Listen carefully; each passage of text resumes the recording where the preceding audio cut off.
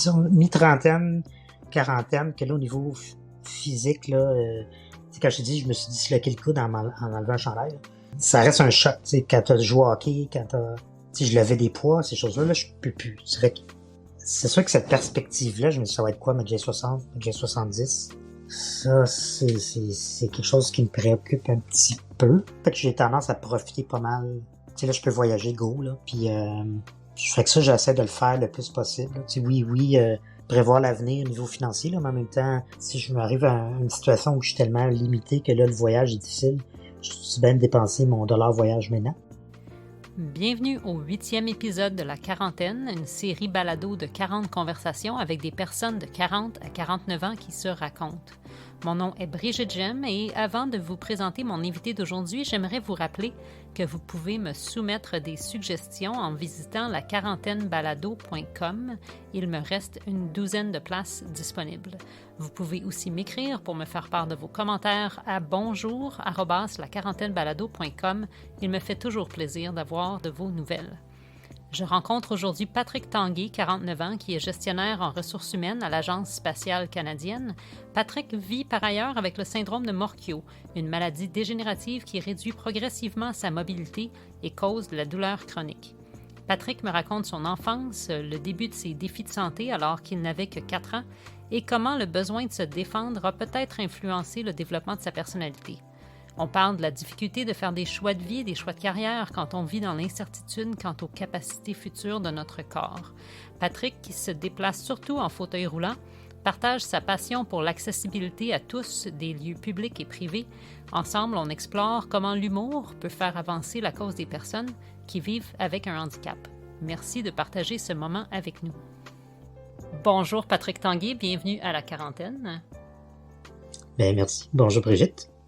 Ça me fait plaisir que tu sois là aujourd'hui et juste pour être sûr que tu es éligible, quel âge as-tu? J'ai 49 ans, donc je suis tout juste éligible. Quelques mois encore, on va se dépêcher de diffuser ça. Et j'aimerais commencer, Patrick, en te demandant de me décrire une journée dans la vie de Patrick Tanguay, de quoi ça a l'air. OK, ben c'est quand même assez simple, hein? J'ai une vie assez normale. Si je prends aujourd'hui, c'était une journée de travail. Je suis pas allé au bureau. Des fois, on est encore en télétravail ici, donc je me lève. Je m'assois sur mon fauteuil, puis je suis en fauteuil roulant. Puis je peux pas une petite journée. Moi, j'ai pas d'enfant, donc c'est pas très compliqué mes matins. J'ai juste à m'occuper de moi-même. Donc, prépare tranquillement ma journée, lis les journaux. Je commence assez tôt au travail en général, entre 7h et 8h. Que ce soit à la maison ou au bureau, là, j'essaie de commencer assez tôt. J'ai des journées assez remplies au niveau du travail. Donc, beaucoup de rencontres. Je suis chef d'équipe. Moi, je travaille en ressources humaines, donc on a plusieurs intervenants à consulter ou des clients, ces choses-là. Fait qu'en général, c'est ça. J'ai aussi, ça dépend des journées, mais je donne des conférences, donc ça peut être aussi des journées où je dois préparer un petit peu mes conférences. Sinon, je m'implique aussi un petit peu dans des conseils d'administration, donc dépendamment de la journée, des fois le soir, je vais avoir des rencontres à cet effet-là. C'est des rencontres qui se font aussi pas en présentiel, en virtuel. Je suis une personne en situation de handicap, donc je m'implique dans des CA qui sont liés aux personnes en situation de handicap. Donc, le fait de ne pas se déplacer, c'est un gros plus pour beaucoup des membres du CA. Donc, on fonctionne en virtuel. Donc, quelques soirées comme ça. C'est pas mal ça. J'ai pas beaucoup tu sais, il y a pas beaucoup d'activités organisées pour les personnes en fauteuil. Donc, je suis pas dans des équipes quelconques sportives ou ces choses-là. Puis en plus, moi, c'est une maladie dégénérative, donc je suis beaucoup moins actif que je l'ai déjà été en termes d'activité physique. J'essaie quand même, mais disons que c'est plus difficile. Fait qu'en général, c'est ça, c'est pas très compliqué. Le soir, je m'occupe avec des amis, ça va dépendre. J'essaie de l'actualité, ces choses-là, mais rien de très excitant. Une vie bien ordinaire à plusieurs égards. avec 2 roues en plus. 4. 4, oui. C'est probablement plus sécuritaire. À 2 roues, ce serait peut-être plus le fun, par exemple. Oui, ça serait bon pour les abdos, je pense, pour garder l'équilibre. Mais, ouais. Je dois dire qu'on s'est connus dans le contexte du Parlement étudiant du Québec il y a de nombreuses années, comme certains autres invités de la quarantaine. Puis j'ai un vague souvenir, puis je me suis dit, il faudrait que tu te demandes ça. Est-ce que j'ai imaginé ça, que ton frère et toi, vous faisiez un genre de course du sommet, comme en face du Parlement, pour descendre, il faut dire que c'était tard le soir, entre Noël et le jour de l'an, il n'y avait pas beaucoup de trafic, là, mais pour essayer de vous timer avec la lumière. Est-ce que j'ai imaginé ça? Non, non. Mais en fait, c'est mon frère est en fauteuil aussi. On a la même maladie, puis c'était toujours un plaisir pour nous de... Monter les côtes en fauteuil, c'est vraiment pas le fun, mais les descendre, c'est pas mal trippant. Puis même à 49 ans, je te dirais que je continue à faire du downhill rapide lorsque possible. Vivre dangereusement, j'aime ça. Et puis, à toutes les fois que je pense à toi, c'est la première chose à laquelle je pense. Puis en plus, il faisait froid, c'était l'hiver. Tu sais, il y avait probablement des plaques de glace, mais ça vous empêchait vraiment pas d'avoir du fun. Non, puis ça, t'étais peut-être pas là, mais Sylvain a d'ailleurs frappé une plaque de glace et s'est écroulé en pleine face. Donc j'ai gagné la course, en fait, cette fois-là. Bon, c'est l'avantage. Je lui demanderai pas sa version, juste au cas. Voir qu'est-ce qu'il en pense. Ben dis-moi un peu plus. Parle-moi un peu, si ça t'embête pas, de c'est quoi la condition qui t'affecte. Puis peut-être qu'on peut en parler comme, je pense que ça fait partie aussi de tes origines, de ton enfance. Parle-moi un petit peu des origines de tout ça. OK. Ben, ça s'appelle le syndrome de Morquio, qui est une branche de la mucopolysaccharidose. Et ça se développe au cours de la croissance. Donc, à la naissance, c'était pas apparent du tout. C'est plus vers l'âge de 4 ans que là...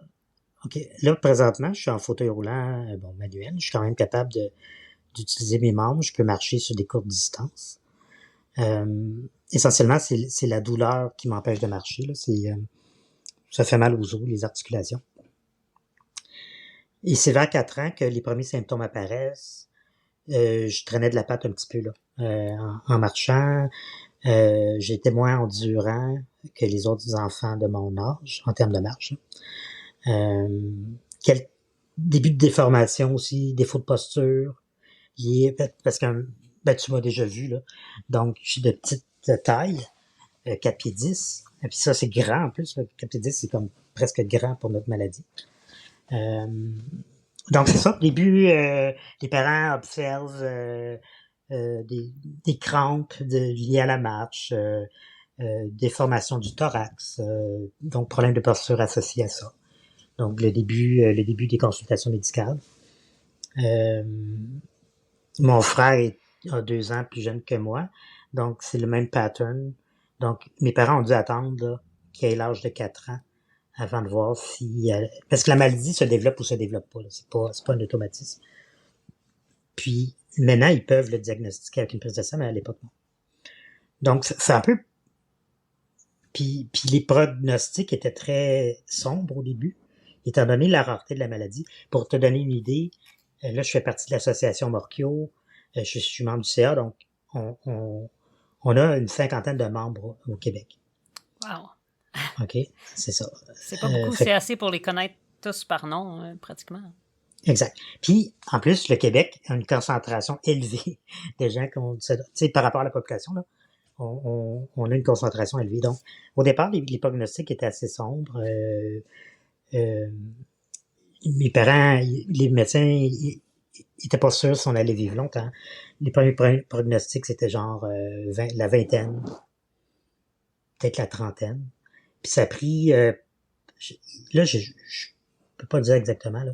C'est probablement vers l'âge de 14-15 ans que là, on a eu le diagnostic de syndrome de Morquio. Donc, c'est pour ça, tantôt, je te disais, c'est une branche de la mucopolysaccharidose. Donc, il y a diverses branches. Et ça peut affecter grandement la qualité de vie là, selon la branche que tu as. Donc, moi, j'ai pas mal dans les moins pires. Fait que ça... Donc, c'est ça. Pour ce qui est de mon enfance, c'est tranquillement.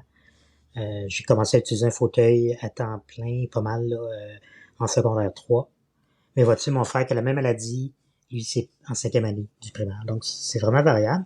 Puis, on faisait des exercices. Là, dès qu'on a eu le diagnostic, pour ralentir la progression de la maladie. Donc, c'était de faire... J'avais des devoirs comme les autres enfants, plus La physio, la en gros. physio. Oui, mais on le faisait à la maison. Donc, mes parents OK. ont tenu leur bout. Là. Au début, c'était censé se faire à l'hôpital, mais ça a été une gymnastique impossible. Puis, on voulait aller à l'école régulière, pas une école spécialisée. On voulait aller à la même école que c'est du quartier. Donc, bref, donc ça se faisait à la maison, donc ça n'a pas été trop invasif de ce point de vue-là. T'es né sur la rive sud de Montréal, c'est ça? West Island. Ah, OK. Ouais. Donc, pas trop loin. Mon frère a passé beaucoup de temps à Sainte-Justine dans son enfance. Je présume que peut-être toi aussi. C'était l'île Perrot. Donc, passé Sainte-Anne-de-Bellevue, là, tous ceux qui connaissent la région. En fait, je suis né à la Chine, mais mes parents ont déménagé, j'avais 2 ans. Je connais ça bien. Fait que c'est ça. Oui, c'est ça. Donc, dans l'ouest de l'île. Tout juste en dehors de la communauté urbaine. Donc, as-tu l'impression que c'est quelque chose qui, dans ta jeunesse et aujourd'hui, ou en contraste, peut-être que c'est différent, mais qui te définit, ou quelque chose Ben, dont tu es... Est-ce que c'est quelque chose qui, comme t'es arrivé, ou quelque chose que tu es? Est-ce que tu vois ce que je veux dire? ouais. Forcément, je pense que ça fait partie de mon identité puis de ce que je suis, parce que ça influence tellement de choses dans ta vie. L'acceptance à un jeune âge de perdre tes facultés. Tu sais, d'habitude, ça arrive plus peut-être justement dans la quarantaine. Euh, mais, tu sais, c'est sûr que, tu sais, dès la première année, là, tu sais, dès que j'ai été confronté à d'autres enfants, au début, c'est pas trop pire. Tu penses juste que c'est différent. Tu penses juste que, tu sais, il y a des gens qui ont des yeux bleus, puis d'autres bruns, puis que c'est pas plus grave que ça, mais là, t'arrives à l'école, puis là, tu t'aperçois que les autres... Puis tu sais, le voisinage, on a tout gardé ensemble, c'est un nouveau développement. Fait que tout le voisinage, Patrick et Sylvain, c'était naturel, tu sais, même pour les voisins. Tu sais, je me faisais pas achaler par mes voisins, hein, parce que c'était comme normal pour eux autres. C'est plus arrivé à l'école, tu sais, que je marchais bizarre, puis là, t'es confronté assez rapidement à ta différence. Fait que forcément, je pense, tu veux pas dire que t'es ton handicap, mais veux pas, la société fait en sorte que te le remet tellement en face que oui, tu sais. Fait que je dirais que oui. Puis même aujourd'hui, tu sais, je veux dire, s'il n'y a pas une journée qu'on me le rappelle pas, que ce soit à cause des obstacles physiques, parce que la société n'est pas faite pour nous, ça s'améliore, mais pas vite, mais aussi le regard des autres, le regard des enfants, tu sais, qui ont peut-être jamais vu ça, quelqu'un en fauteuil. Donc tout ça te le rappelle. Donc oui, il veut pas, ça fait pas mal partie de mon identité. Parle-moi un peu, en d'autres termes, du reste de ton enfance puis de ta jeunesse. À quoi ça ressemblait la vie d'un petit gars dans l'ouest de l'île pour toi dans ces circonstances-là, mais au-delà de la question de la situation de handicap? Ben, c'est les années 70, hein? Je suis né en 73. C'était beaucoup jouer dehors. Je pouvais faire du vélo, là, en passant, là, vélo normal. Même, ben, ça, c'était particulier, là, mais même quand j'étais en fauteuil, je pouvais faire du vélo. Donc, le fait d'être assis, là, je peux plus, ok, en passant, là, c'est impossible. Mais le fait d'être assis, c'était correct. Fait que, écoute, on avait une piscine, je me baignais, je suis capable de nager, on jouait au baseball, je jouais aussi avec les amis.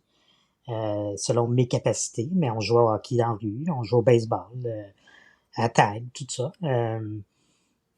c'était pas les ordinateurs à l'époque, ces choses-là. Donc, comme je disais, beaucoup dehors, l'école. C'est sûr que l'école, je te dirais, c'est toujours euh, les premiers mois à faire sa place, puis pas se faire trop achaler. Mais tu sais, je prenais l'autobus jusqu'à un certain point. Après ça, il a fallu avoir une autre option. Mais fait que, honnêtement, c'est assez normal.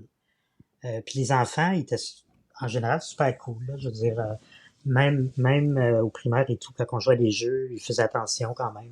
C'est sûr que les jeunes étant ce qu'ils sont, je me suis blessé souvent. Là, le j'étais plus petit, j'étais moins d'équilibre.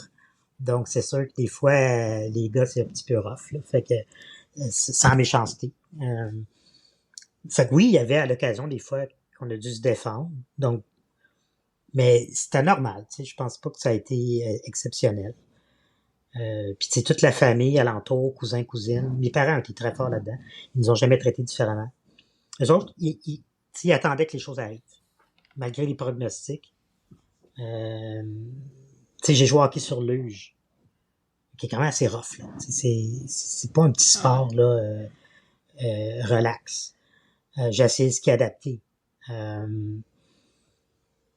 C'est sûr que, tu sais, j'ai essayé de jouer au baseball, tu sais, le t-ball, là.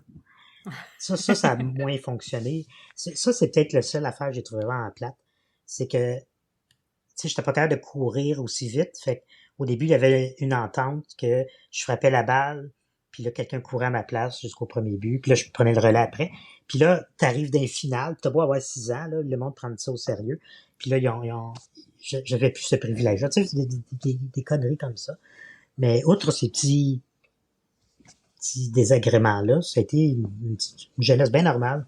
Secondaire, je faisais le party comme les autres, puis je pense que tu m'as connu un petit peu dans le cadre du Parlement étudiant, je donne pas ma place. Cégep, université, c'était comme tout le monde. Là. On va revenir sur les choix que tu as fait après en termes de cégep puis d'université puis tout ça. Mais j'aimerais te poser une autre question sur la question des racines puis d'identité. As-tu l'impression que ton identité a changé entre, mettons, l'adolescence puis aujourd'hui, en termes de qui tu es puis de ta communauté aussi? Beaucoup, beaucoup, beaucoup. Parce que quand t'es, tu sais, quand t'es, quand t'es une personne en situation de handicap, tu te bats un peu tout le temps pour être traité comme les autres. Tu sais, chaque petit accomplissement devient exagéré. Tu sais, le seul fait que j'avais quand même une certaine facilité à l'école, par exemple, les professeurs trouvaient ça exceptionnel, qui a rien à voir avec mon handicap. Ils On s'entend? s'attendaient parce que tu étais en fauteuil à ce que tu performes moins bien, genre. Ben, je sais pas si c'était, ouais, ou, je sais pas, j'allais à l'école régulière, tu sais, j'ai toujours été le seul. Moi et Sylvain, en fait. Tu sais, primaire, les deux seuls. Secondaire, qui est quand même, la polyvalente, là, Une grosse école, là. il y a du monde, là. On était les deux seuls. Bon, il y avait peut-être une autre personne qui boitait, genre, mais je veux dire, tu sais, en termes de proportion, je veux dire, c'est peu. Fait que t'as toute la notion de courageux, puis tout ça, là, qui vient exagérer. Fait qu'à un moment donné, ça devient tannant, puis fait que tu te bats contre ça. Fait que tu le caches un peu, t'en parles le moins possible. Tu dis, puis là, en vieillissant, surtout la trentaine puis la quarantaine, vu que c'est dégénératif, là, ça te rentre dedans un peu, là. Fait que je te dirais, la plus grosse différence de ce point de vue-là, c'est, là, je l'accepte d'être une personne handicapée. C'est dans le sens, pas que je l'acceptais pas avant, mais je veux dire, c'est ça à expliquer. C'est comme si, là, je l'affiche, je le défends plus, mes droits, au lieu de pas demander des choses que j'avais besoin, dans le désir d'être traité comme tout le monde, là, je suis un petit peu plus revendicateur. Tous les ados veulent être comme tout le monde, tout en étant différents, bien sûr. Oui. Mais Mais il y a là, peut-être un peu de ça. puis là, je revendique. Tu sais, si j'ai, tu sais, comme là, au travail, là, il neige, mettons. Puis nous, c'est un stationnement extérieur. Là, je peux-tu travailler de la maison? Tu sais, tant qu'à me battre, parce que fauteuil roulant puis neige, ça va pas ensemble. C'est vraiment pénible. Tu sais, 2 centimètres, c'est du trouble. Puis les premiers temps au travail, j'y allais, coûte que coûte. Donc, c'est sûr qu'aussi les accès à distance à l'époque étaient pas aussi performants que là. Puis, c'est pas un défaut de mon employeur, j'ai jamais demandé. Tu sais, je disais, j'y vais, je suis comme... Mais là, vois-tu, en vieillissant, pourquoi je me tape ça? Pourquoi je me donne ce trouble-là? Puis le stress aussi du retour, déneiger la voiture. Puis là, j'avais des collègues formidables qui venaient déneiger ma voiture. Mais, c'est plate. Tu sais, c'est plate être en situation d'aide. T'es toujours un peu orgueilleux. En tout cas, moi, je le suis. Alors, ce bout-là, ça change. Ce qui a changé aussi, c'est que mon niveau d'énergie, c'est vrai qu'en vieillissant, c'est pour tout le monde, mais moi particulièrement, il y a des douleurs associées à ma maladie de style arthritique. Alors, c'est sûr que des fois, j'ai des journées plus dures que d'autres. Donc, je suis moins... Tu sais, moi, le travail, c'est important. Je veux me réaliser au travail. Mais le travail, c'est une petite partie de ma vie. Ben, c'est une grosse partie, mais je veux dire. Alors, ce côté-là, un peu carriériste, j'ai laissé tomber pas mal. Je me préoccupe plus du grand équilibre des choses. Tu sais, quand j'étais aux études, j'avais plein de projets. J'étudiais, oui, j'avais aussi des fois des petites jobines. Je m'impliquais dans des associations, plein de choses. Là, tu sais, tu as parlé de ma journée typique tantôt, ben là, j'essaie de limiter ça un petit peu. Point de vue énergie, point de vue gérer tout ça, là, puis ce bout-là a beaucoup changé, je te dirais. Je me demande si l'impact, je prends un peu un détour, là, mais l'impact de la pandémie, puis de la montée du travail à distance, puis des relations médiatisées par Zoom, là, en gros, là, d'un certain point de vue, j'ai l'impression que ça aide, comme tu mentionnes, pour les conseils d'administration, puis ça, c'est tellement plus facile, même d'avoir un groupe de personnes, par exemple en fauteuil ou en quelconque situation de handicap, se rencontrer, c'est bien plus facile si chacun peut rester chez lui. Tu sais, c'est le grand égalisateur à certains égards. Mais en même temps, je me demande si ça te rend pas un peu invisible, toi et d'autres. Au bout du compte, le bilan, est-ce que tu penses que ça a été plutôt positif ou plutôt un défi, voire négatif? Ben, si on exclut le manque de contact en personne avec les proches, ça, c'est négatif. Le reste, c'est plutôt positif. Moi, je travaille pour le gouvernement fédéral. Ça a été, excuse le terme anglais, là, un eye-opener pour beaucoup de gestionnaires. Moi, ça allait bien. Mes gestionnaires ont toujours été très accommodants. Okay, c'est pas... Mais je sais que dans le... Tu sais, c'est beaucoup de monde, là, le gouvernement fédéral. J'entendais des histoires de personnes en situation de handicap. Moi, j'ai ma voiture, là. Fait que déjà là, c'est un gros plus, mais il y en a que c'est le transport adapté. Puis ça, c'est épouvantable. C'est un service épouvantable. Puis que l'employeur voulait pas qu'il travaille quelque chose de la maison, justement, à cause du problème du transport adapté. Mais là, tout à coup, ça devient possible. On a démontré que c'est possible. Pendant 2 ans, on a été confinés. Tu sais, à l'agence où est-ce que je travaille, tous les employés travaillaient de la maison, là. Tu sais, du jour au lendemain. Fait qu'en l'espace de 2 semaines, on a accordé des accès, donné fourni des ordinateurs portables à tout le monde, tu sais, pour qu'ils puissent être fonctionnels. Puis là, le travail se faisait quand même. Ah ben, on a découvert ça, que c'était possible. C'est ça. Fait que, tu sais, la fausse perception de parce que tu es au bureau, tu travailles, là, tu sais, mais moi, je suis en ressources humaines, fait que c'est ça qu'on disait. C'est pas parce que tu te présentes au bureau que tu es productif. Je veux dire, on a tous connu des gens dans 20 ans de carrière qui travaillaient moins que d'autres puis qui étaient là à tous les jours. Donc, c'est pas le même que tu gères la productivité de tes employés. C'est en leur donnant des mandats, puis en suivant l'avancement de ces mandats. Donc ça a été un gros plus parce que là, tout à coup, pour les gens qui ont des enjeux de déplacement, quels qu'ils soient, ben tout à coup, on a dit, ben regardez, là, c'est possible. Puis la personne qui travaille de la maison, puis souvent, on a même vu que les gens étaient plus productifs. Parce que t'enlèves tout le souci du retour. Puis tu sais, là, j'inclus les parents là-dedans, là, qui ont des jeunes enfants. Puis là, il faut que tu aies à la garderie. Puis, mais là, tu peux tout gérer beaucoup plus facilement. Moi, j'ai des employés qui ont des jeunes enfants. Ils commencent le matin, les enfants se lèvent, font le déjeuner, ils vont les porter, se rebranchent. Tu sais, fait que leur journée est, en quelque part, ils font plus d'heures parce qu'ils n'ont pas à gérer le dépôt des enfants, puis aller les chercher le soir, puis tout le stress entre les deux. Complètement. C'est tout à fait vrai, là. Mais donc, est-ce que, d'un autre côté, il y a eu des aspects négatifs, outre les relations interpersonnelles là, avec les proches puis tout ça? Mais pour moi, oui, parce que moi, j'aime le contact avec les gens. À un moment donné, tu sais, moi, j'étais la personne qui allait voir tu sais, t'avais la fameuse manie, là, d'écrire des courriels, même si le bureau était à Oui. 30 pieds, là.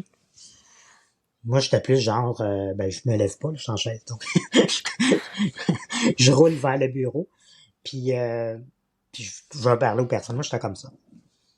Tu vois le non-verbal, puis tout. Anyways.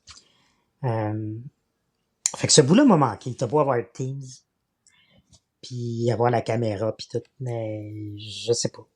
Fait que ce bout-là me manquait. Puis fait que ça revient tranquillement, ça c'est le fun. Puis, tu sais, dans le milieu de travail, je veux pas, quand on est à distance, ben, tu vois, comme qu'on se voit là, hein, en Teams, mais c'est juste tes collaborateurs, tu sais. Là, ben, quand tu te déplaces, ben là, tu vois d'autres gens de d'autres secteurs. Ça, c'est le fun. Fait que ces échanges-là, puis de mieux comprendre la réalité de d'autres personnes qui sont en finance, qui sont en ingénierie, whatever. Donc, ce bout-là me manquait. Puis, je pense, le fait qu'on travaillait à distance, c'est la séparation entre la vie privée et la vie professionnelle était très mince. Contrairement à quand tu quittes le bureau, tu rentres dans ta voiture, ou le transport en commun, voilà, tu sais. Mais là, t'as déjà tu sais, c'est comme si tu décompressais, puis là, t'arrives chez vous. Il y a une zone tampon. Oui. Comme... Puis ton chez vous, ça devient ton espace à toi. Tandis que là, c'est plus tellement le cas, là. Tout le monde sait que c'est quoi les posters que tu as sur tes murs. Oui. J'essaie de mettre du flou, là. Mais oui. Parlons un peu rétrospectivement des petits et des grands choix que tu as fait dans ta vie qui t'amènent où tu es rendu aujourd'hui. Oui. Je suis pas quelqu'un qui planifiait beaucoup sa vie, OK? Je suis pas... tu sais, il y en a qui faut tout qui planifient, puis je veux atteindre tel poste ou telle responsabilité professionnelle. Moi, je vais pas mal là, au fur et à mesure. Peut-être, puis c'est peut-être un peu par... Tu sais, tu parlais tantôt, est-ce que mon handicap me définit, mais tu sais, j'ai jamais trop su ce qui allait m'arriver. Tu sais, dès un jeune âge, tu vas voir des médecins, puis tu dis, bah, OK, Patrick, tu vas probablement plus marcher à 18 ans, mettons. Patrick, probablement tu vas avoir plein d'opérations. Fait on dirait que ça te force à pas trop penser d'avance, puis d'y aller au jour le jour. Fait que j'ai pas mal géré ma vie comme ça. Ma vie professionnelle et ma vie amoureuse. Parce que, tu sais, j'ai quand même... Là, je suis seul, mais je dis, je me suis marié, j'ai divorcé. Excuse, là, je pense que j'ai oublié ta question. Les choix, les choix. Ah oui, les choix. Fait que les choix c'est plus des choix une fois que j'ai l'option qui arrive, tu sais. Fait on est un offre pour changer de poste, donc tu choisis, je bouge-tu ou pas, tu sais. Fait que j'ai accepté quelques propositions, j'en ai refusé d'autres. Du côté de ma vie plus personnelle, nous, on voulait avoir des enfants. On a... Ma conjointe à l'époque est tombée enceinte. Puis là, ben, ça peut être un choix. Fausse couche. Là, le choix après, ça a été plus... Qu'est-ce qu'on fait? On se réessaye ou pas? Puis il y avait des complications liées à... C'est pas pour rien qu'elle avait perdu, là, donc. Je vais pas rentrer dans les détails parce que ça touche plus elle, puis je veux pas non plus... Fait que ce choix-là a été... Qu'est-ce qu'on fait? Fait qu'on a décidé peut-être de pas réessayer. Ça a été une période quand même difficile. Puis c'est très sous-évalué, l'impact, d'ailleurs, d'une fausse couche, en passant. Il y en a qui pensent que... Puis c'est même pour le gars, c'est pas juste pour la fille. Ben, j'allais te demander, parce que j'ai personnellement eu plusieurs fausses couches en très début de grossesse, là. Mais justement, ça m'intrigue du point de vue du père potentiel, tu sais. Qu'est-ce que ça fait? Qu'est-ce que ça change? Ben, étant donné que nous, on a fini par décider que c'était trop complexe pour elle, ça a été un deuil. Écoute, moi, je voulais, tu sais, je parlais tantôt de fait d'être différent. Moi, avoir une vie normale, c'est tellement important, tu sais. Avoir ma maison, avoir, tu sais, une relation de couple, avoir des enfants. C'était super important. Fait que ça, oups, fin de rêve, tu sais, c'est comme, tu sais, j'étais super enthousiaste à l'idée d'être un papa, puis d'avoir ce rôle-là, tu sais, qui est super important. Fait que ça, on a décidé ensemble que c'était pas possible. Puis, tu sais, ça a eu un impact sur notre couple aussi. On s'est séparés pas longtemps après. On est revenus ensemble. Puis, tu parles de choix. J'ai comme décidé que ça valait tu sais, j'avais dit à ma conjointe, j'aime mieux revenir avec toi, quitte à pas avoir d'enfant, que de recommencer avec une autre fille, quitte à avoir des enfants. Pour moi, c'était correct. Fait que on a essayé l'adoption, puis ça non plus. Les deux, on était en situation de handicap, puis ça, je peux t'avouer que pas sûr que ça nous aide dans un processus d'adoption, là. Et les questions qu'on a eues étaient beaucoup plus sur comment tu fais pour faire ton épicerie, puis qu'est-ce que tu vas faire pour aller jouer avec ton enfant, pour aller glisser, c'est comme ça. Je suspecte sur la base d'autres conversations que j'ai eues avec d'autres personnes dans la quarantaine que il y a probablement je pense qu'on peut probablement parler de discrimination là, dans le processus d'adoption, c'est sûr, qui se fait de façon très subtile et même des fois pas subtile pantoute, mais tu sais, en privé ou d'une façon cachée que comment tu vas aller te défendre en cours, que dire que la travailleuse sociale vous a sous-estimé comme parent potentiel, tu sais. Ouais, puis tu sais. As-tu eu cette impression-là? Ben écoute, puis je peux pas le prouver, là, comme tu viens de dire.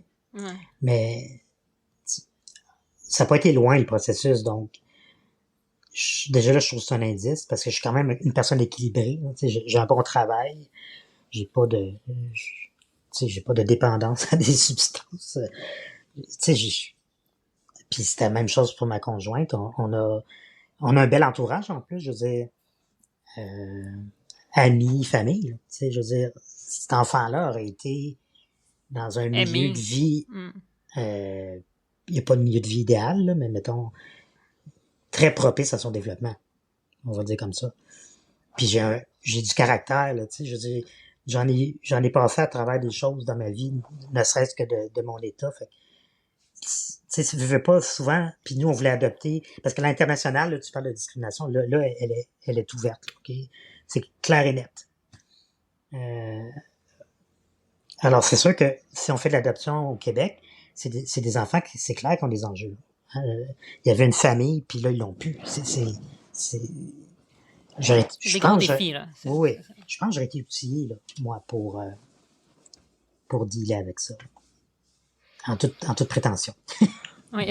Ben, c'est une opportunité perdu à grande échelle. Là. Parce qu'à grande échelle, il n'y en a pas des millions, là, des potentiels parents adoptifs en situation de handicap, mais en tout cas, moi, ça me fait de la peine. Là, Ah, puis ça nous a fait de la peine. Ça a été quelque chose de dur. Surtout pour ma conjointe de l'époque, mais je pense peut-être moi je le cachais un peu plus, là, mais c'est ça. Fait que ça a changé complètement ce que je pensais être ma vie. Oui, non, c'est sûr. Parlons un peu d'un choix plus, peut-être moins émotif, mais celui de carrière. Tu te retrouves dans le milieu des ressources humaines. Est-ce que c'est une coïncidence? Oui. Se trouver un emploi n'a pas été facile à la sortie de mes études. Beaucoup d'employeurs... Excuse-moi, qu'est-ce que tu as fait comme étude? J'ai fait un bac en sciences politiques. Ensuite, j'ai fait une maîtrise en administration publique. Puis là, on parle des années 90, là, donc c'est sûr que le marché de l'emploi était pas comme aujourd'hui. Là, là, je veux dire, disons que si on fait des entrevues des fois là, dans le cadre de l'emploi, puis des fois j'ai l'impression que le candidat me passe en entrevue plus que moi je le passe en entrevue. Mais c'était pas comme ça quand on a fini l'école, hein, c'est sûr. Non. Puis là, ben, donc déjà là, il y a des entreprises qui ne sont pas accessibles, donc qui sont pas équipées pour nous accueillir. Puis les autres ne voient jamais la perspective de dire, ben, peut-être que je pourrais adapter mon milieu de travail, comme ça, j'aurai un marché de candidats potentiels par la suite plus grand. Les autres ne voient pas ça. Les autres vont dire, ben, j'adapterai pas mon entreprise pour Patrick. C'est le même qui fait ça. Au lieu de dire, ben, je vais adapter mon entreprise pour tout futur candidat qui aurait un handicap ou pour tout employé qui deviendra handicapé. Ben, ça arrive, ça aussi. Ben oui. Fait que déjà, ça, c'était difficile. Là, je me suis trouvé, et ça a pris du temps, là, toutes mes amis qui avaient gradué, il y avait des emplois, puis pas moi. Puis là, je finis par me trouver un emploi, mais dans le milieu de la personne handicapée. Les autres, ils m'ont pas discriminé. Fait que oui, c'est par accident, parce qu'ensuite, j'avais appliqué quand même à plusieurs endroits. Puis c'est sûr qu'au niveau du gouvernement, il y avait une ouverture plus grande, je pense. Donc là, je suis arrivé, puis tu sais, j'avais pas à réfléchir. Quand tu dis de choix, là, tu sais, j'étais dans le milieu communautaire. Je sais pas si tu as déjà travaillé dans le milieu communautaire.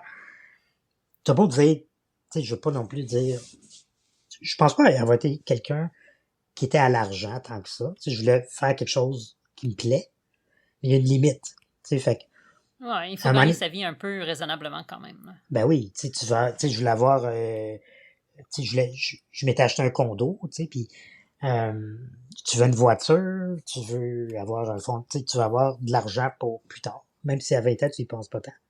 Bref, fait que quand on m'a offert l'emploi au gouvernement, puis tu passes de 26 000 à 43, avec un fonds de pension, disons que j'ai pas réfléchi. Est-ce que je vais aimer ça? C'est que j'accepte.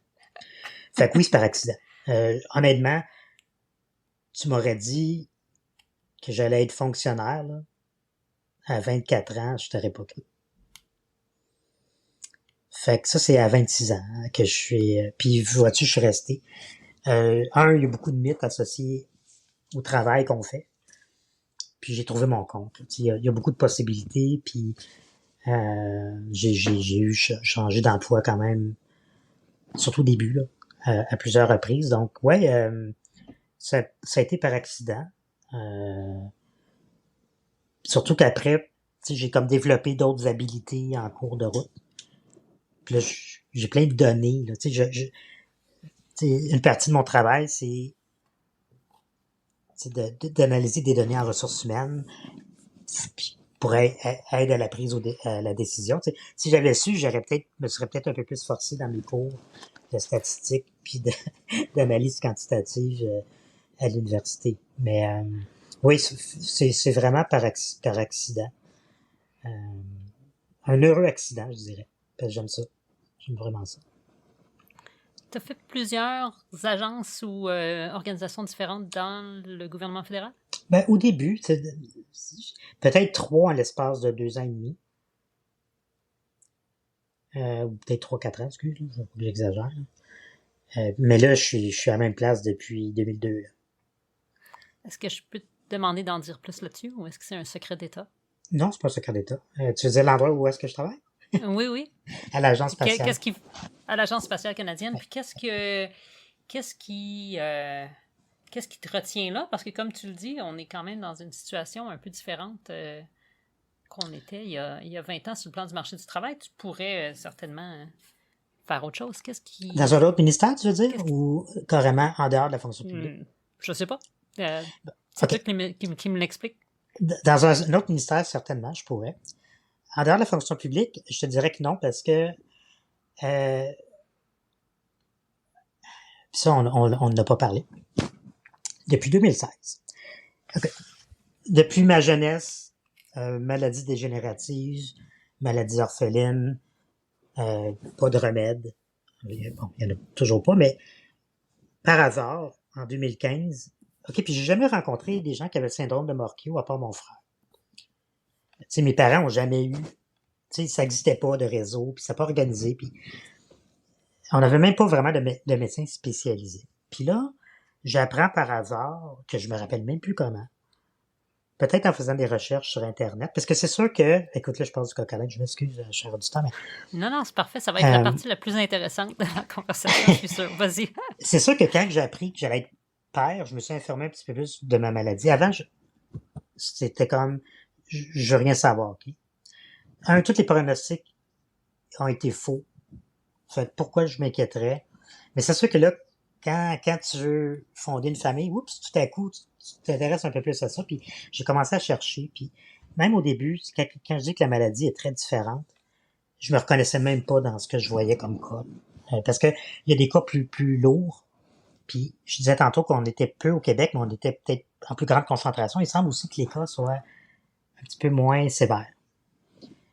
Fait que je me reconnaissais pas dans ce que je voyais. Puis là, ben, je m'informe un peu plus. Puis là, j'apprends qu'il y a un médecin qui a une conférence à Longueuil. Puis c'est pas loin de où est-ce que je demeure. Je demeure à Sainte-Julie maintenant.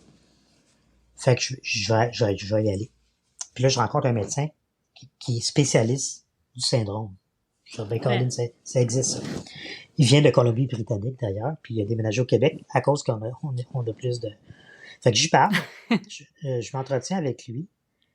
Puis là, il me parle d'un traitement par intraveineuse qui ne guérit pas, mais qui, semble-t-il, il venait d'être homologué par Santé Canada, donc semble-t-il qu'il peut ralentir et diminuer les symptômes. C'est essentiellement la douleur, ce qui est quand même un gros plus, là. Moi, je me levais, tu parlais, tantôt, je t'ai parlé de la journée. On se parle en 2015, puis là, je t'aurais dit, je me lève, je prends 2 Tylenol, 2 Advil, OK, parce que je me levais avec des douleurs. Alors, il me parle de ce traitement-là, on fixe une rencontre, je m'en vais le voir. Puis là, il me dit que c'est pas couvert par la régie. La régie. Mais j'ai vu que j'ai une assurance privée, peut-être que. Fait que là, on est en 2015. À l'automne. Fait qu'il dit, c'est quoi ton assureur? Ton assureur, lui, il s'occupe des démarches.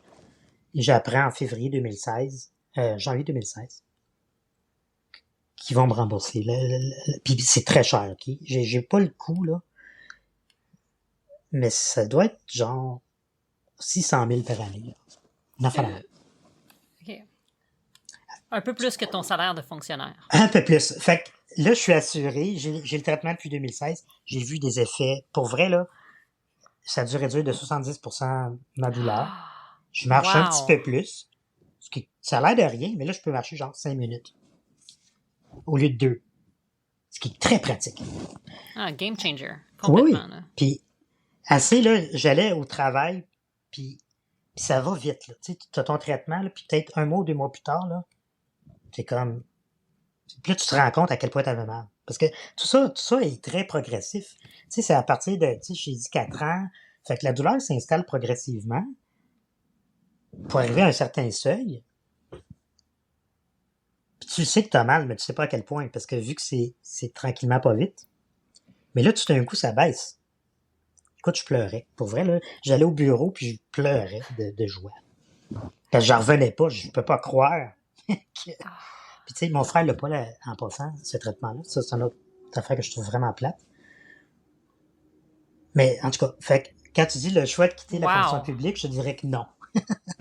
Parce que je veux pas mettre à risque ça. C'est sûr.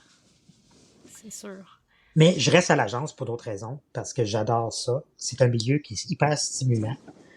On a des gens qui font un travail vraiment différent de ce qu'on est habitué. On collabore, ben pas moi, parce que je suis pas ingénieur, mais ils sont passionnés. C'est des gens passionnés, puis on dirait que ça se répercute sur tout le monde. Tout le monde à l'agence est passionné de ce qu'ils font, que ce soit aux finances, aux ressources humaines. C'est cool, tu sais, puis d'habitude, quand tu dis que t'es fonctionnaire, mais quand tu dis que tu travailles pour l'agence, le monde trouve ça le fun. Fait que c'est rendu une petite famille. Ça fait 20 ans que je travaille là. Ouais, 20 ans que je travaille là. Je suis connu.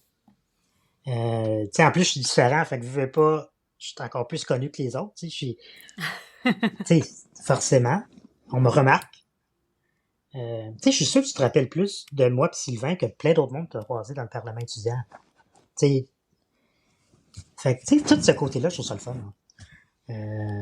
J'ai des belles relations, je suis comme reconnu, je pense que je fais un bon travail. Fait que, ce côté-là, pour l'instant, je suis bien, puis ça veut pas dire que je changerais plus. J'ai failli quitter pour un autre ministère, mais finalement, on m'a offert quelque chose d'autre à l'agence, mais je trouve ça le fun. Je trouve que c'est un beau mandat, le monde est le fun, puis on a une belle équipe. C'est super humain. On a du fun, on rit.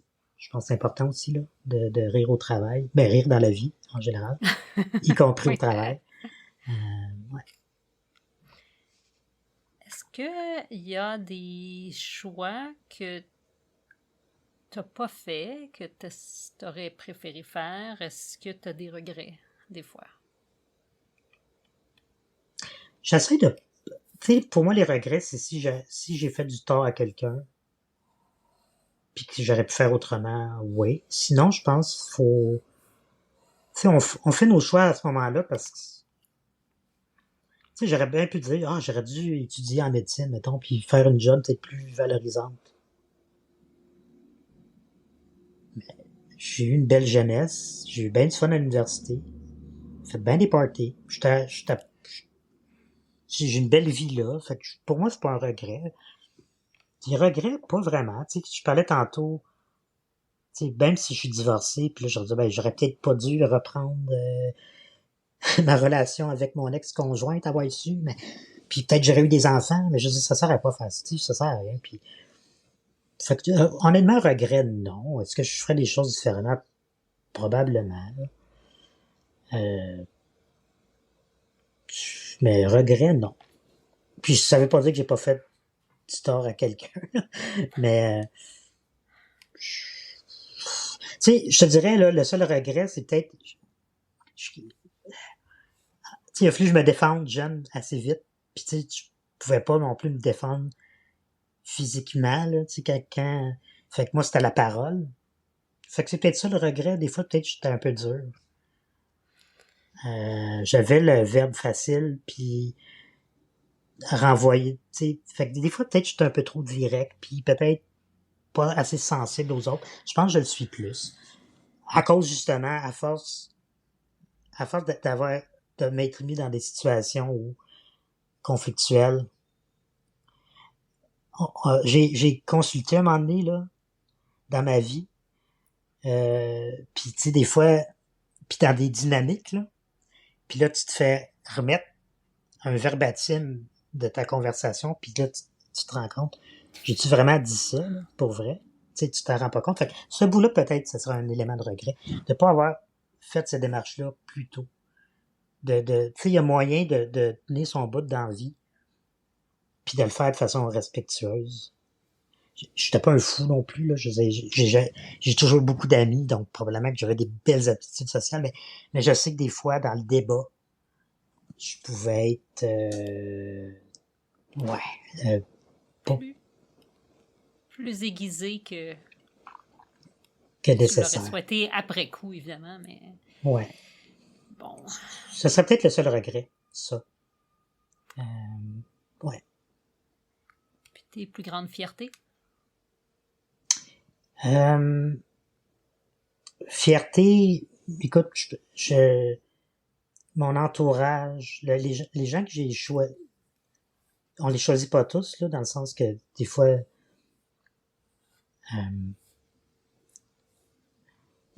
dans le monde qui t'entoure, des fois tu t'entends bien avec du monde, puis les autres moins, puis mais j'ai un bon cercle d'amis, puis de familial, du bon monde, avec des vraies valeurs, puis tu sais, la pandémie me l'a fait vraiment réaliser plus, parce qu'on s'ennuie, puis le support que j'ai eu, parce que là, on est confiné, puis des fois, c'était un peu plus compliqué pour moi, tu sais, dans tout ça.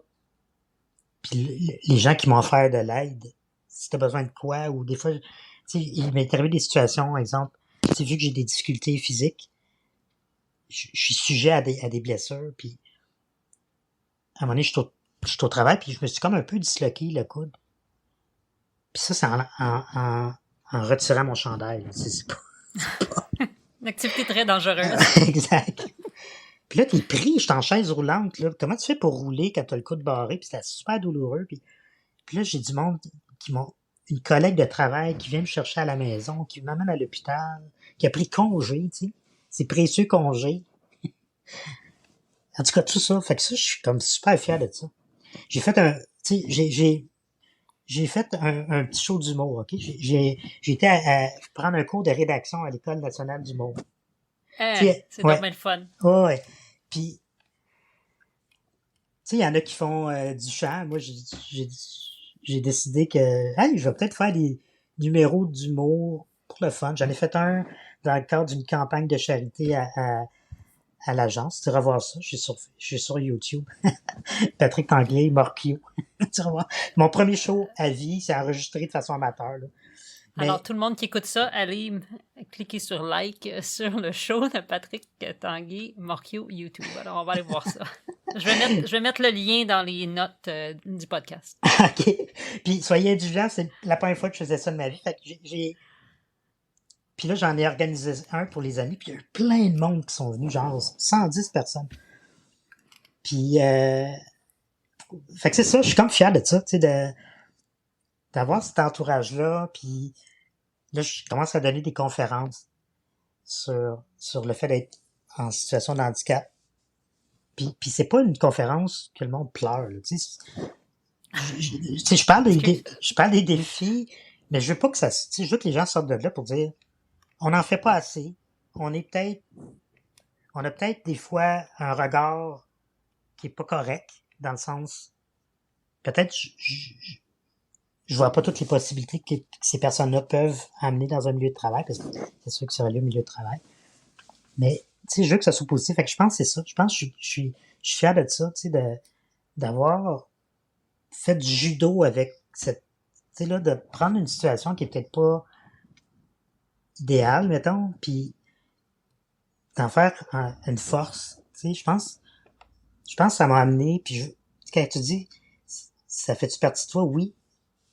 Tu sais, même quand j'étais plus petit, j'ai déjà été un peu religieux, OK? On allait à l'église.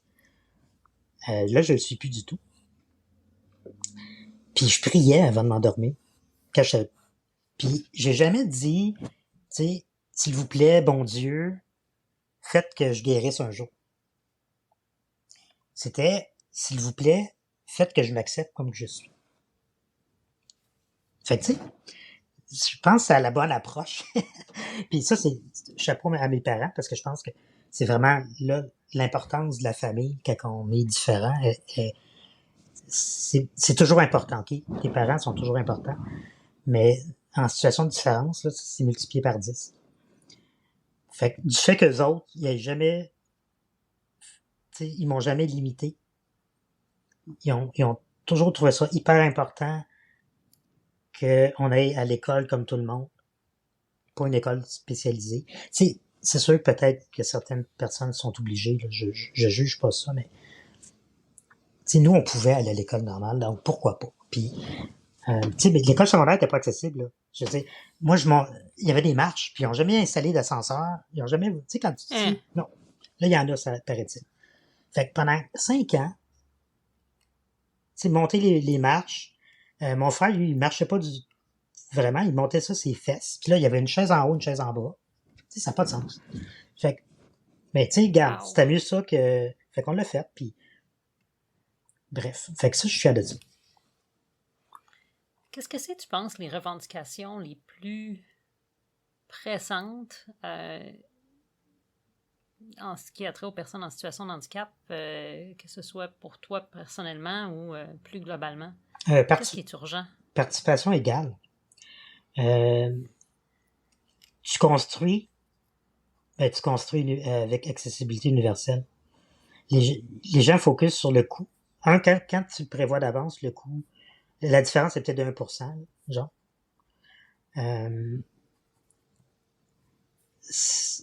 On veut participer, on veut travailler, on veut fonder une famille, on veut prendre des vacances. Tu sais, il y a des pays mieux que le Canada là-dessus, on va se le dire.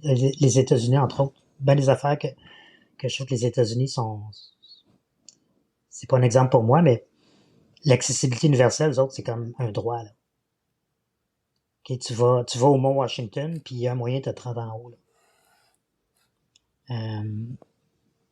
J'étais en Espagne, à Barcelone, puis t'arrives au resto, puis là, combien de restos, les toilettes sont pas à l'étage, pas accessibles, puis tes appels, êtes-vous accessible au fauteuil roulant? Ils vont me dire oui.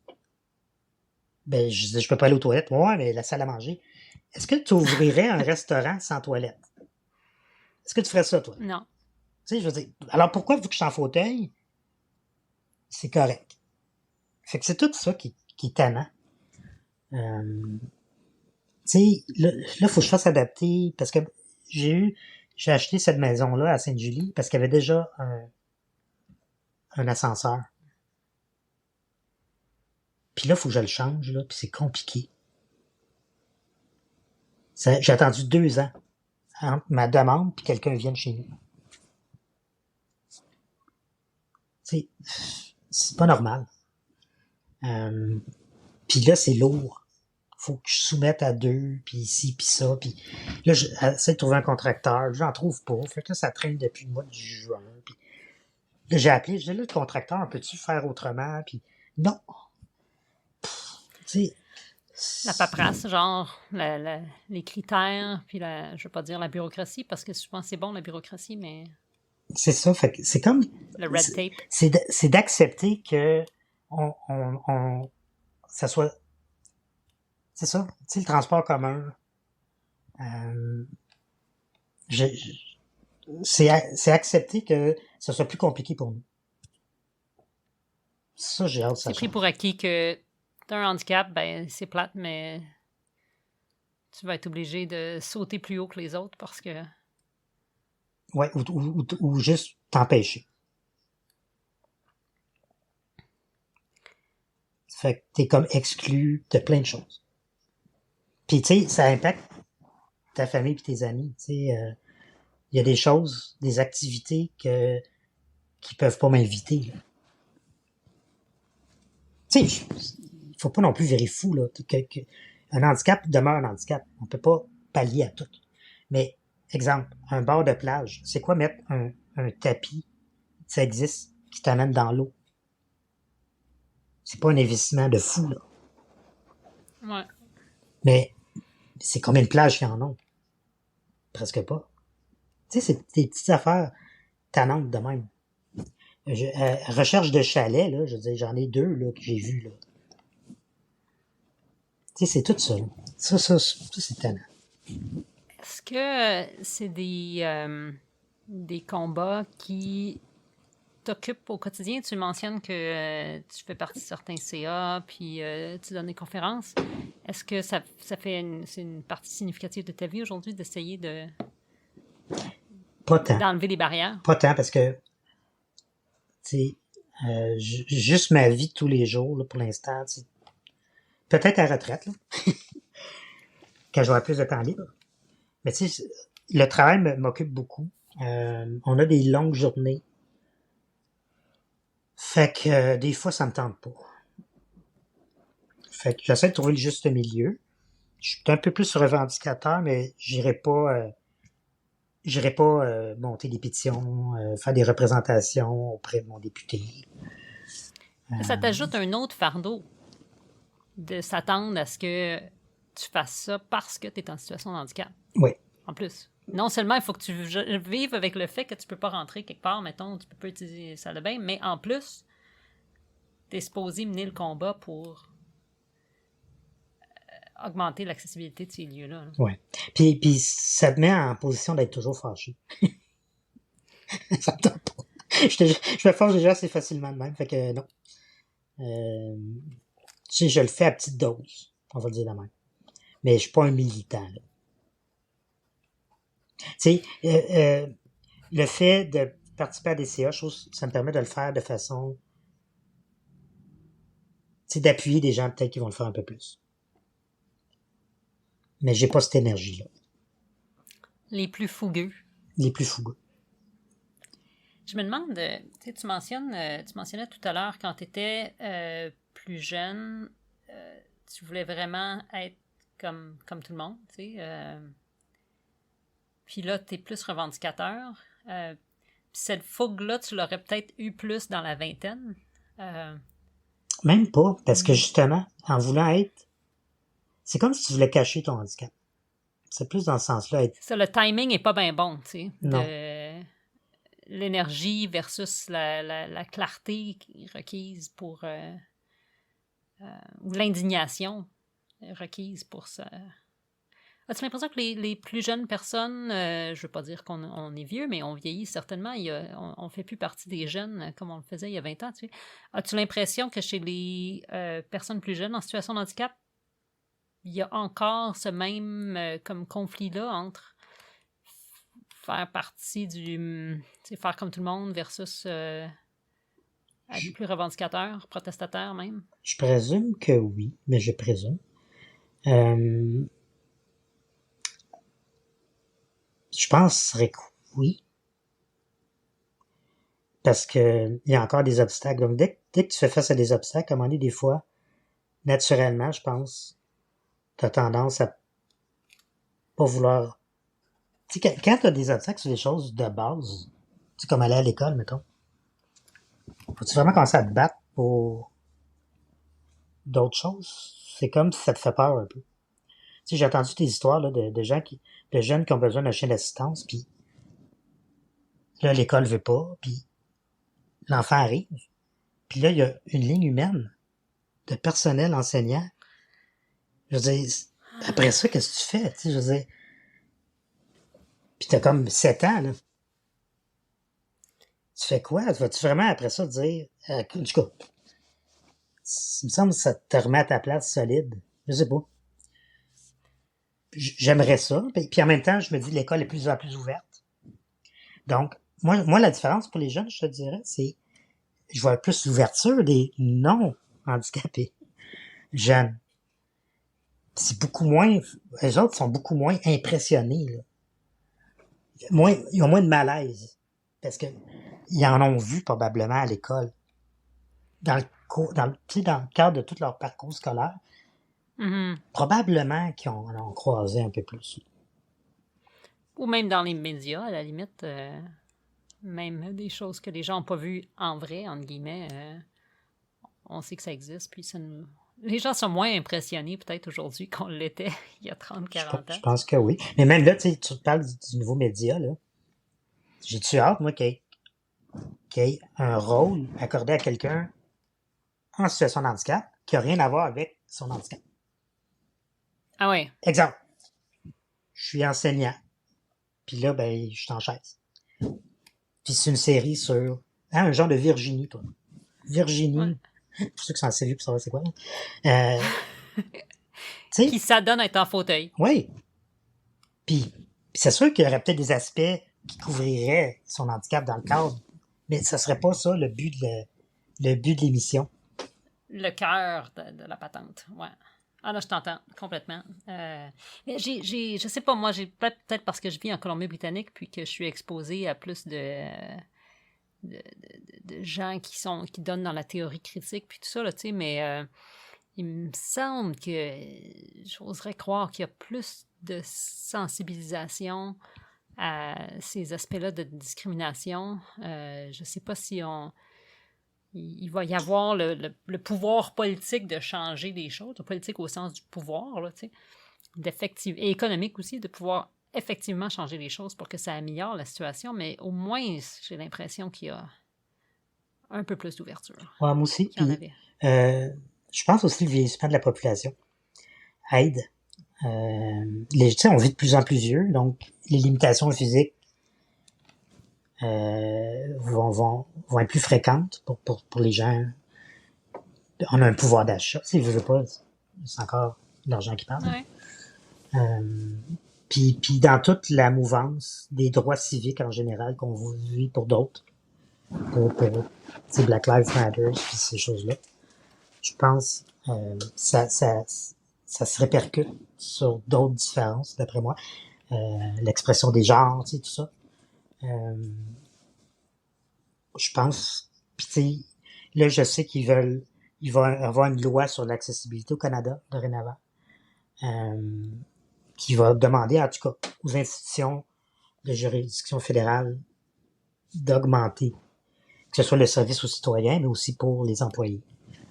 De faire de gros efforts pour dire, OK, là, faut penser à l'accès pour tous. Fait que oui, moi je suis positif aussi pour ça, là. Puis à mesure qu'on en crée, on voit, parce que souvent les gens disent, ben, pourquoi je me rendrais accessible? Je vous vois jamais, mais c'est sûr qu'il n'est pas accessible. Tu sais, c'est un peu comme l'œuf et la poule. L'œuf et la poule, voilà. Fait que c'est à force. Puis quand je dis que je suis un peu plus militant, c'est dans mes choix de consommateur. OK. Tu sais, j'ai trouvé un chalet accessible, là. Mais crime, j'y vais à chaque été. Les restaurants. Tu sais, avant, là, quand c'est sur le deuxième, ben, j'y vais pas. Tu sais, puis je vais aller à l'autre à côté qui est accessible, puis qui a une salle de bain qui a de l'allure.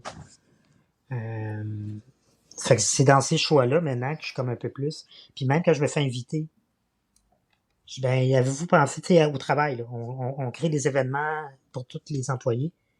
Ben, c'est-tu accessible ou pas? Si ça l'est pas, ben, on peut trouver une autre place. Fait que dans ces gestes-là, j'essaye au moins d'être conséquent, puis De te faire entendre. ouais. Pour que tu puisses être présent. Tournons-nous vers l'avenir. Puis tu as dit quelque chose au tout début de notre conversation qui m'a touchée. Tu voudras peut-être revenir là-dessus, la question du deuil. Il y a comme une forme de deuil dans l'idée même d'une maladie dégénérative. Là. Je ne veux pas biaiser ta réponse, mais comment perçois-tu l'avenir alors à l'aube de la cinquantaine, presque, je peux dire ça, parce que tu as 49. Oui, tout à fait. C'est sûr que la quarantaine a été peut-être la période où j'ai perdu le plus. Ouais, disons, mi-trentaine, quarantaine, que là, au niveau physique, là, quand je te dis, je me suis disloqué le coude en enlevant le chandail, ça reste un choc, tu sais, quand t'as joué au hockey, quand t'as, tu sais, je faisais beaucoup d'exercices, tu sais, je pouvais faire, mettons, tu sais, je levais des poids, ces choses-là, là, je peux plus. C'est sûr que cette perspective-là, je me dis, ça va être quoi, mettre J60, mettre J70? Ça, c'est quelque chose qui me préoccupe un petit peu. Fait qu'il y a ce côté-là, fait que j'ai tendance à profiter pas mal. Tu sais, là, je peux voyager go, là, puis tu sais, je peux... Fait que ça, j'essaie de le faire le plus possible, là. Tu sais, oui, prévoir l'avenir au niveau financier, là, mais en même temps, si je m'arrive à une situation où je suis tellement limité que là, le voyage est difficile, je suis bien de dépenser mon dollar voyage maintenant. Fait que ce bout-là, essayer de profiter aussi le plus possible de pas profiter, là, mais de profiter de la présence de mon entourage. le plus possible. Le côté humain, amitié, parce que je trouve ça précieux, puis c'est peut-être ce qui est le plus important là, dans tout ça, là, qui te permet de garder un équilibre. Tu sais, là, quand tu perds un peu au niveau physique, ben c'est de rire avec du monde, puis de savoir que tu es important pour eux, puis qu'ils sont importants pour toi. Puis peut-être en fait conjugué au fait que j'ai pas d'enfant, donc tu sais, ma petite cellule familiale, moi faut que je la vois autrement là. Ça, pour moi, c'est peut-être ce qui me fait réfléchir le plus pour l'avenir. Là. Ça puis l'environnement, là, parce que avec tout ce qu'on voit, sécheresse, météo extrême, je me dis, j'ai hâte de... En tout cas, je trouve qu'il y a beaucoup d'incertitudes. Tu sais, nous, c'est pas trop pire, là, parce que c'est sûr que les changements risquent de survenir vraiment... Les changements vraiment épouvantables risquent de survenir quand je serai plus là, mais je sais pas. On dirait que je suis plus conscient de ces affaires-là. Là. Mais ouais, c'est un peu ce que je vais faire peut-être à ma retraite. Je prends ma retraite relativement jeune, justement pour pouvoir profiter de mes capacités, puis peut-être donner plus de conférences, puis là peut-être, tu sais, militer, mais militer par sensibilisation, par l'humour, pas par être fâché. Ça me tente pas. J'aime ça, l'aspect de l'humour. Je pense que ça convient bien à ta personnalité, de ce que j'en connais, en tout cas. Puis j'ai l'impression qu'effectivement, c'est une bonne manière de confronter les gens, mais d'une manière qui rend les gens moins susceptibles peut-être de se fermer au message qu'ils entendent. Quand est-ce que tu peux prendre ta retraite? À 58 ans. C'est dans pas si longtemps que ça quand on y pense. Hein? 57 même, qu'est-ce que je dis là? 57. C'est 10% de différence, ça vaut la peine? Ça vaut la peine. Ouais, c'est ça, parce que justement, quand tu parlais des choix, tu sais, plus jeune, j'aurais dit, j'attends d'avoir, tu sais, ce qu'on appelle la pleine pension. Oui. Puis là, je dis pourquoi? Ça m'empêchera pas de travailler, tu sais, ça m'empêchera pas de peut-être prendre des contrats ici et là, mais plus les choisir, puis peut-être plus jumeler ça avec d'autres intérêts que tu laisses de côté un peu avec le travail à temps plein, puis ça donne une porte, je trouve, puis c'est ça.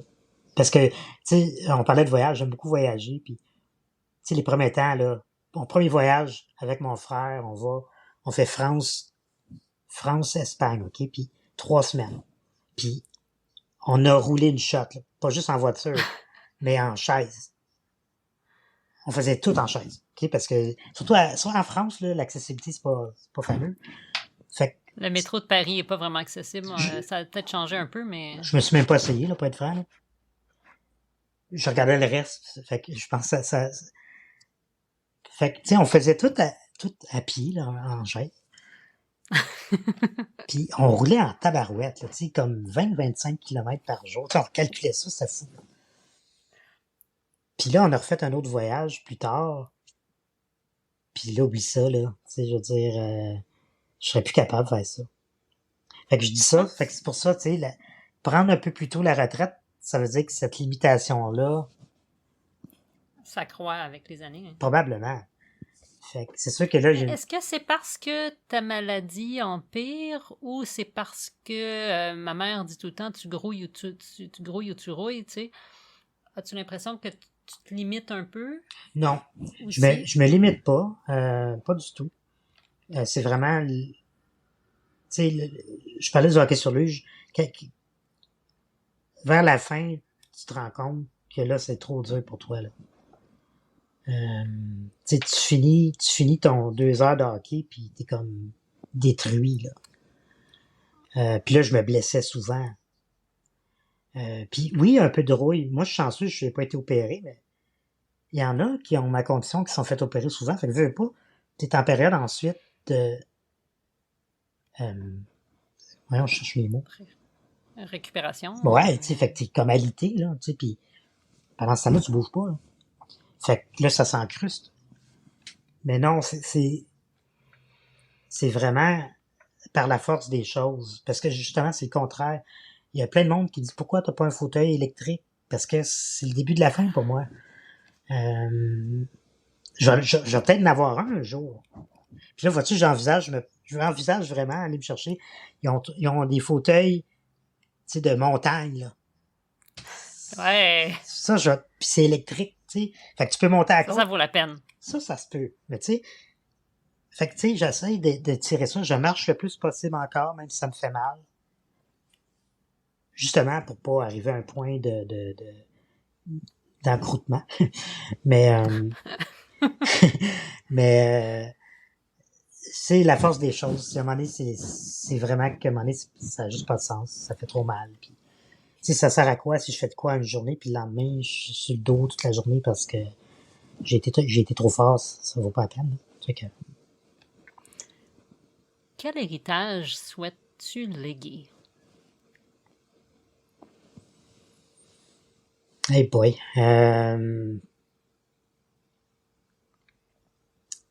C'est une question difficile, puis